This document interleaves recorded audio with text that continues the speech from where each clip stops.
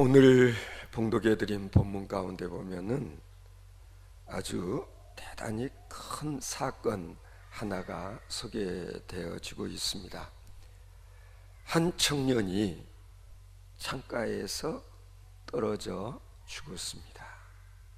왜 죽었죠? 창가에 걸터앉아 졸다가 죽었습니다. 그래서 졸지 마라. 졸면 죽는다 라는 경고의 메시지가 오늘 본문 말씀에 소개되고 있는 것입니다. 저는 고3 수험생 시절이었을 때 지금도 생각해 보면 참 그때 그 졸음과의 전쟁을 벌였었다라는 그런 생각이 드는데요. 왜 그리 그때는 책상에만 앉으면 그렇게 졸음이 왔는지, 공부하면서 책상에 앉아 졸고 있으면 말짱허당이잖아요.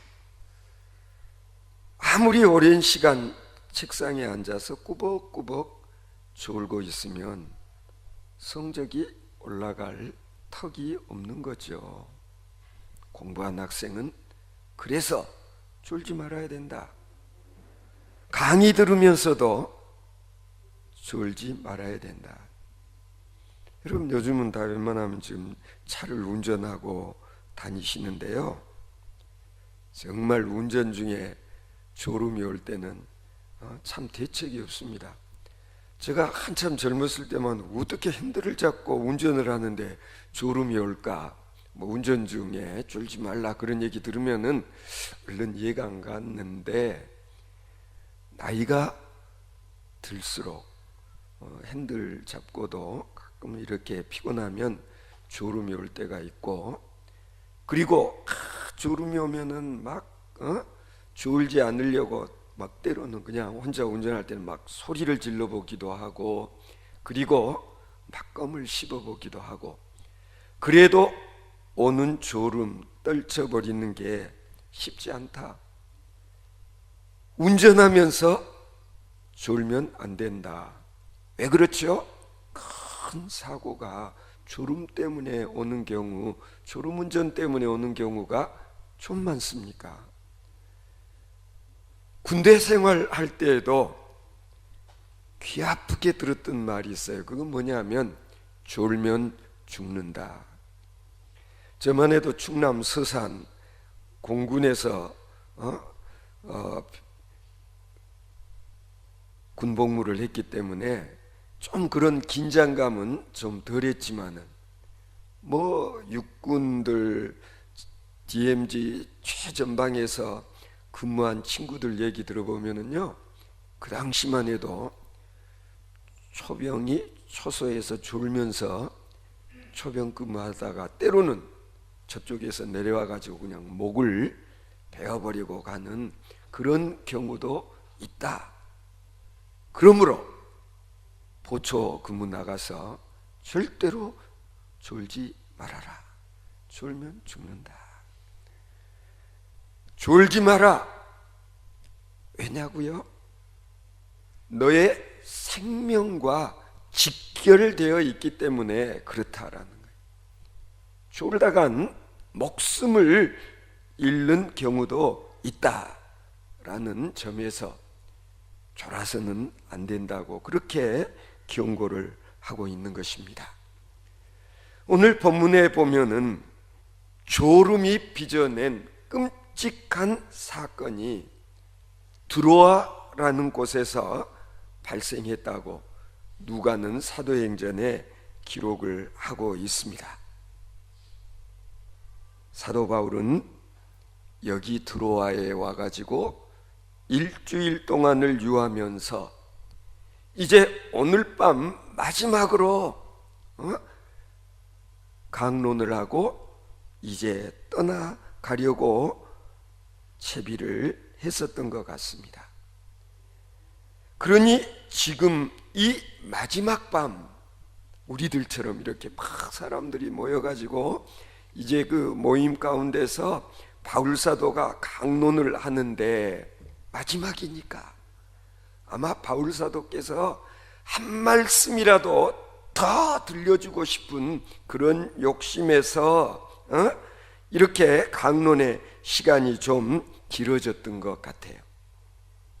우리는 먼저 오늘 본문 말씀 7절부터 한번 좀 우리가 새겨볼 필요가 있는데요. 보면은 안식 후 첫날 그랬습니다. 안식일 후 첫날. 유대인의 안식일은 언제부터 언제인지 아시죠? 제가 말씀드렸는데 금요일 일몰부터 토요일 일몰까지를 유대인들은 안식일로 지켰어요. 그런데 지금 이 바울사도 강론을 듣기 위해서 모여든 사람들은 안식일 후 첫날, 그 다음 날이니까 지금 우리로 치면은 주일, 일요일, 영어로는 Sunday에 이런 모임을 가졌구나라는 것을 알 수가 있습니다. 벌써 초대교회 안에서는 유대인들이 지켰던 안식일을 준수하는 것이 아니라 주일을 지켰다는 사실도 오늘 본문을 통해서 알 수가 있어요. 왜 안식일이 주일로 바뀌었을까? 토요일 다음, 안식일 다음 첫째 날은 지금의 주일이거든요. 왜 그랬을까요? 그날이 예수님이 죽으셨다가 다시 부활한 날이었고 해서 초대교회 교인들은 금요일, 토요일에 걸쳐진 안식일보다는 이제 주일날 모여서 예배 드리는 것이 벌써 이때부터 자리를 잡기 시작했구나 라는 것을 알 수가 있어요. 자, 주일에 사람들이 모여서 뭘 했냐? 바울 사도로부터 강론을 듣고, 그리고 7절에 보시면은요, 우리가 떡을 떼려 하여 그랬습니다. 예배 중에 떡을 떼었다.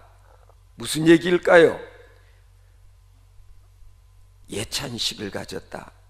아니, 예수님이 제정하신 성찬식을 거행하였구나 라는 것을 보여주는 그런 대목인 것을 알 수가 있습니다. 그러니까 벌써 이때부터 예배 중에 떡을 떼며 성찬 예식을 거행했다는 것을 알 수가 있습니다. 저는 우리 드림교회 이곳에서 예배를 드리기 시작한 이후에 늘 오늘 저녁도 그러지 않았습니까? 좀 일찍들 오셔가지고 여기에서 준비한 우리가 예찬을 함께 나누며, 우리가 소위 밥상 공동체라는 말도 가끔 사용하긴 하는데 밥상 공동체 뭡니까? 가족들의 모임. 가족들은 항상 한 상에서 밥을 먹는 것처럼 교회 안에서도 그리스도인들은 교회에서 예찬을 함께 나누며 소위 코이노니아를 하는, 성도 간의 교제를 하면서 우리는 예수 그리스도로 말미암아 한 형제 자매다라는 것을 확인하는 그런 자리 아닙니까? 해서 저는 우리 드림교회에서 이렇게 한 상에서 함께 먹고 마시는 이 분위기, 늘 잔치집 같은 그런 분위기의 우리 교회, 저는 대단히 좋다고 생각해요. 그리고 즐겁고 기쁘고 그러지 않습니까? 같이 늘 먹고 마실 때에 우리는 친한 사이다, 그리고 우리는 주 안에서 한 형제자매다 라는 것을 확인하게 되는 것이죠. 한마디로 예수 그리스도로 말미암아 늘 잔치집 같은 그런 분위기가 초대교회의 분위기였다. 유무상통의 정신이 구현되어지는, 좀 있는 사람은 내 것을 내어놓고, 오늘 저녁도 그러지 않았습니까? 우리 이 집사님께서 정성껏 감자탕을 맛있게 끓여와서 오늘 저녁에 우리들이 그냥 잔치하지 않았습니까? 왜 그래요? 그리스도의 사랑으로 말미암아.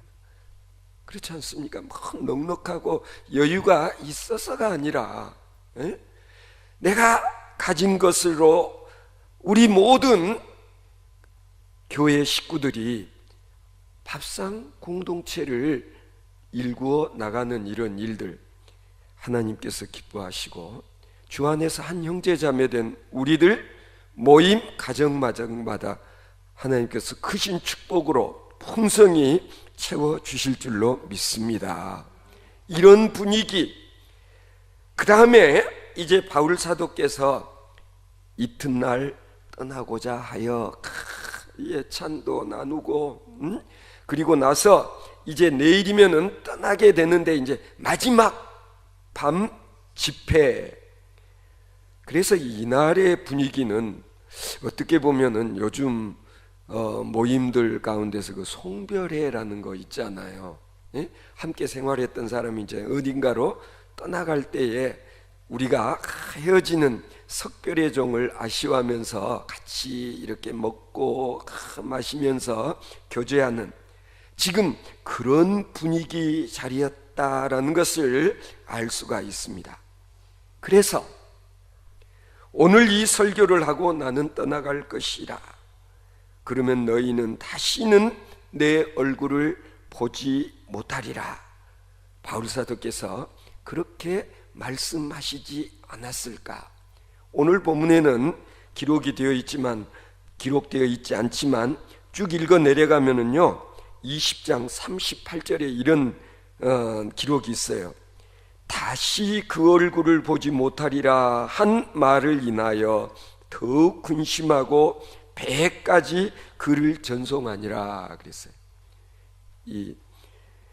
이곳에 장로들이 바울 사도께서 했던 그 말을 생각하고, 바울 사도께서 뭔가 그 좀 불길한 그런 말씀을 하셨는데, 이제 가면 내가 다시는 너희들이 나를 보지 못하게 될 것이라고 그렇게 말씀했다는 것을 우리는 여기에서 확인할 수가 있는 것입니다.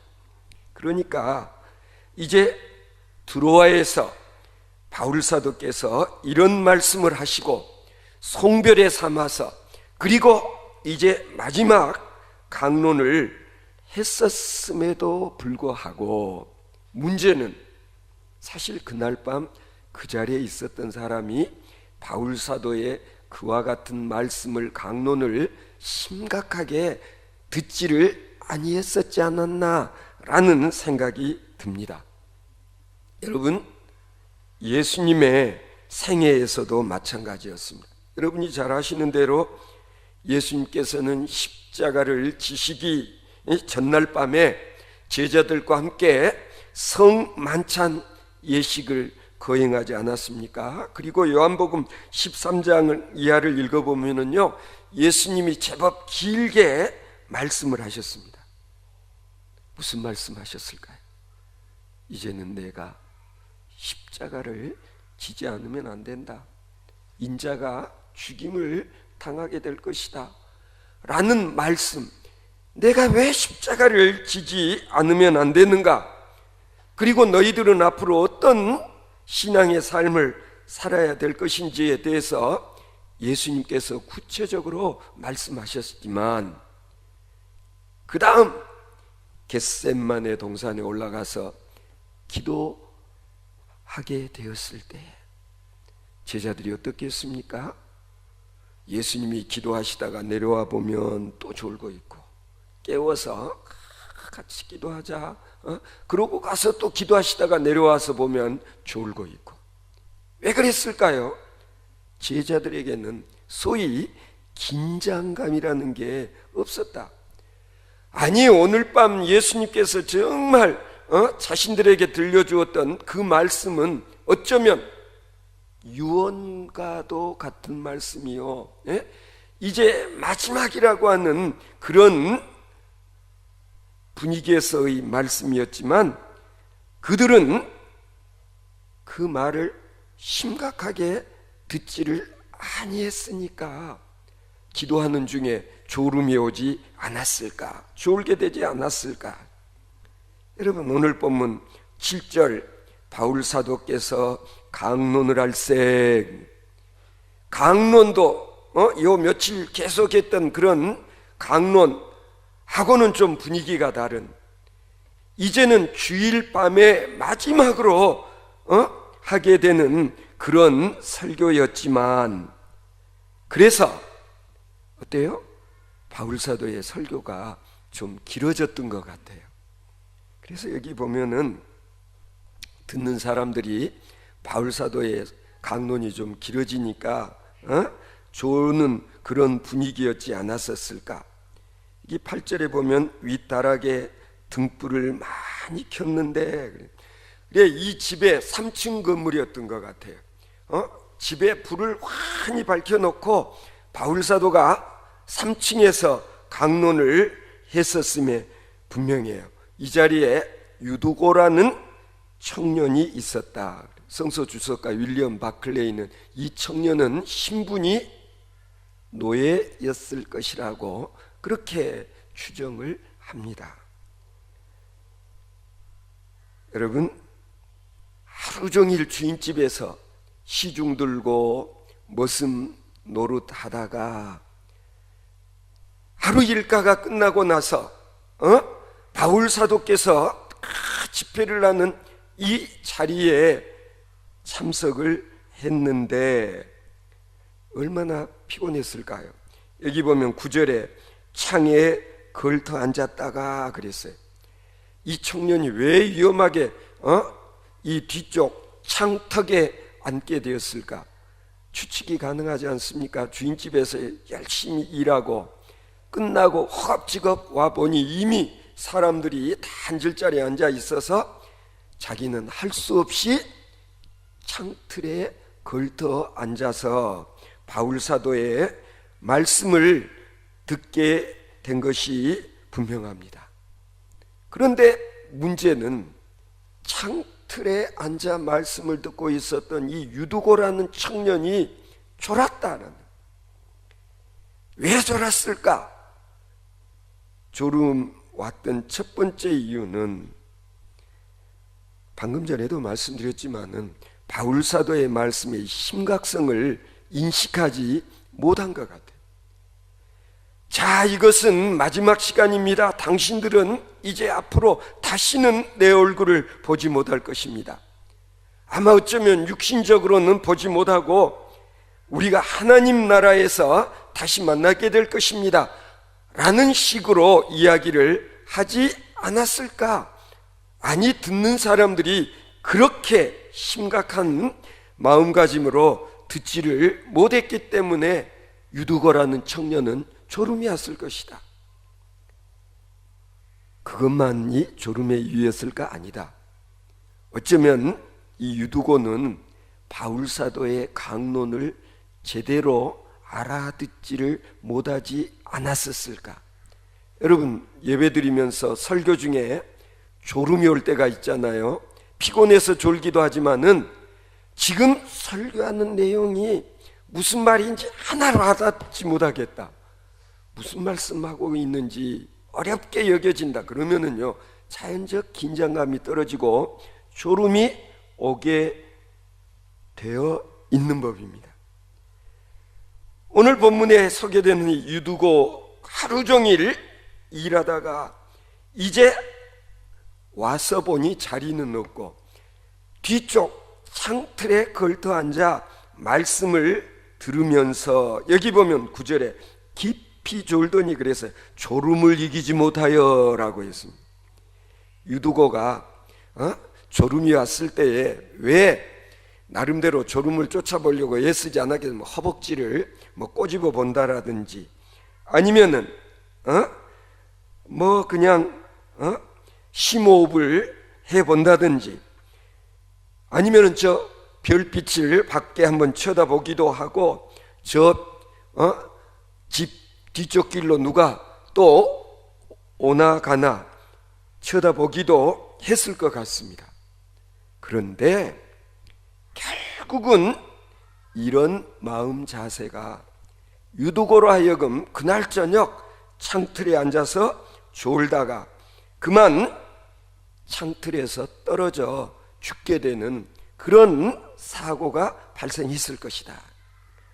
이게 상당히 상징적인 의미가 있는 사건이에요. 그 자리에 있었던 바울 사도의 비서 주치 누가가 들여다보고 죽었네. 이 유두고라는 청년 죽었구만. 어떻게 보면 사망 진단을 한 거나 마찬가지예요. 그런데 그 말을 듣고 바울 사도가 와서 유두고를 안고 들여다보더니 아니다, 이자에게 아직도 생명이 있다, 그렇게 말을 하고는 강론을 설교를 계속했는데, 여기 보면은요 사도 바울의 모습 참 대단하다는 생각이 들어요. 나 같으면 어떻게 했을까? 예배 중에 교인 한 사람이 창틀에 앉아서 졸다가 떨어져 죽은 사고가 났으면 더 이상 예배 진행하기가 힘들지 않았겠어요? 뭐 119 신고하고 막 응급차 부르고, 그리고 사람이 죽어 나갔는데 태연히 설교를 하고 있으면 은혜가 될까? 그렇지 않아요. 그런데 놀랍게도 바울 사도는 눈 하나 깜짝 아니하고 하셨던 강론을 계속 했었다라고 여기에 기록되어 있을 뿐만 아니라, 바울 사도께서 와서 딱 보고 사람들은 다 죽었다고 그냥 난리법석이 아니라 죽지 않았다라고 강론을 계속할 때 이 청년이 다시 살아나는 정말 믿기지 않는 기적과 같은 일이 있었음을 오늘 본문은 우리에게 증언해 주고 있는 것입니다. 성도 여러분, 오늘 성경 말씀 가운데서 깨어 기도하라 라는 말씀보다 더 중요한 말씀이 어디 있겠습니까? 깨어 기도하라. 졸지 말고 깨어 기도하라. 아니, 신앙생활 하면서 졸지 말아라, 잠자지 말아라. 오늘 또 우리 권사님 기도 중에 일어나라, 빛을 발하라, 우리가 올해 표로 삼았던 이사야서의 이 말씀, 일어나라, 졸지 마라, 잠자고 있지 마라, 깨어나라. 졸면 죽는다. 육신적으로만 졸면 죽는 게 아니다, 영적으로도 그렇다라는. 예배 드리면서 딴 데 신경 쓰지 말아라. 아이고, 내가 오늘 또 가스 밸브 제대로 잠그고 왔나? 가스불 위에 올려놓았던 끓이던 냄비 내가 불 끄고 왔나? 보면은 교회에 와서 예배 드리면서도 이런 생각 저런 생각, 근심 걱정 염려, 그러다 보면은 예배에 집중을 하지 못하게 되고 뒤에는 졸음이 와서 졸게 되어지는, 결국에는 우리의 영혼이 조는 상태에 있어서는 안 된다. 여러분, 어려서 우리도 집에서 닭을 키워봐서 알지만 닭병이 걸리면은 어떤 모습을 닭이 보이죠? 닭이 병들면은요 꾸벅꾸벅 닭이 졸아요. 건강한 닭은 절대로 졸지 않는 거예요. 여러분, 우리가 우리 자신의 영적 상태를 한번 점검해 볼 필요가 있다. 나는 졸고 있는 그런 신앙의 생활을 하고 있지는 않는가? 설교를 들어도 찬송을 불어도 감흥이 없고 감동이 없고 은혜가 없는 이유는 왜냐? 내 영혼이 졸고 있기 때문에, 자고 있어서. 성도 여러분 어떻습니까? 졸면 죽는다. 이 말씀은 다른 사람이 아니 어쩌면 내가 지금도 유두고와 같은 마음 자세로 혹 예배 드리는 성도는 아닌지. 저는 그래도 늘 감사한 일 중에 하나는요, 지금까지 제가 목회하면서 그래도 우리 성도들이 뭐 100%야 되겠습니까만 그래도 조는 분들이 그렇게 많지 않다.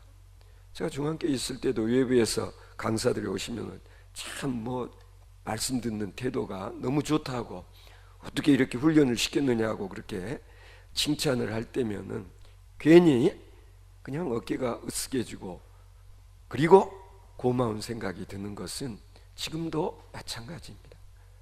그러나 혹이라도 내 영혼이 잠들어 있지는 않는지, 내가 졸고 있는 그런 영혼의 소유자는 아닌지, 오늘 유두고를 보면서 내 자신을 다시 한번 말씀의 거울에 비춰보면서, 그렇잖아요? 매번은 나오기 어렵지만 그래도 여러분들은 주일 예배도 나오시고 수요 찬양 예배도 나오시는데, 이분들 중에 몇 분은 새벽 기도회까지 꾸준히 나오시는 분들도 있어요. 매번은 나오지 못해도 내가 그래도 작정하고 때로는 한번 새벽에도 나와서 기도하는, 졸지 않는 그런 그리스도임을 확인할 수 있는 저와 여러분들 되어질 수 있기를 바랍니다. 졸지 않고 깨어 기도하는 여러분들의 기도를 주님께서 들어 응답해 주시고 내 기도가 응답받는 기쁨 속에 살아갈 수 있는 그리스도인 하나님의 택함받은 성도 여러분 되어지실 수 있기를 바랍니다.